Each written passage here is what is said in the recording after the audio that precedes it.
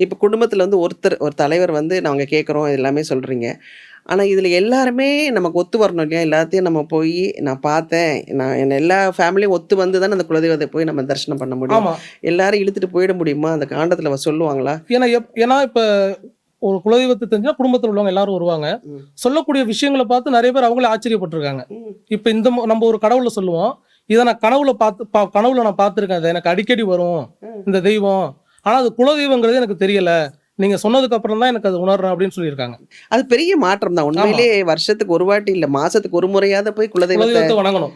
நாங்க அனுபவத்திலே பார்த்துருக்கோங்க. ஆஹா. இந்த குலதெய்வ பேரை சொன்ன உடனேயே, ம். இத நான் கனவுல அடிக்கடி பார்த்துருக்கேன். எனக்கு இந்த கனவுல இந்த தெய்வம் வரும்.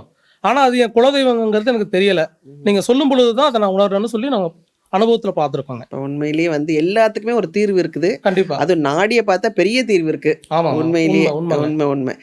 இப்ப வந்து இப்ப நான் வந்து உங்கள பார்க்கணும் அப்டின்னா, இப்ப என்னோட நாடி வந்து நான் இப்ப உங்களுக்கு வந்து ரேகை வைக்கிறேன். இடது கை ரேகை. வச்சதுக்கு அப்புறமா நீங்க உங்க ஊர்ல போய் தேடி ஆமா. அதுக்கான சுவடிகள் இருக்காங்கிறத நம்ம முதல்ல தேடி பார்க்கணும். ம். கிடைச்சுச்சுன்னா அதாவது சுவடிகள் முதல்ல கிடைக்கணும். ம். அதன் பிறகு அந்த சுவடியில உங்களுடைய விவரம் இருக்கா? ஏன்னா வந்து நம்ம பிறந்த நேரத்துல பல பேர் பிறந்திருக்காங்க இல்லைங்களா? அதனால நெறைய பேருக்கு அதுல விவரங்கள் எழுதியிருக்காங்க. ம். அதுல நம்ம விவரம் இருக்காங்கிறத நம்ம தேடி பார்க்கணும். ம். தேடி பார்த்து இல்லனாலும் கலெக்ட் பண்ணிடுவீங்க. ஆமா. சூப்பர். அதாவது அதுவும் சொல்றேனே இருக்குமான்னு சொல்ல முடியாது. ஆ. நம்ம தேடி பார்க்கணும்.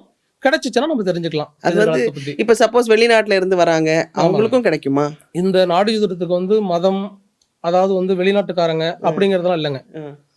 நமக்கு கிடைக்கணுங்கிற அந்த பிராப்தம் இருந்தா அது எந்த நாட்டுக்காரங்களா இருந்தாலும் அது கிடைக்கும்.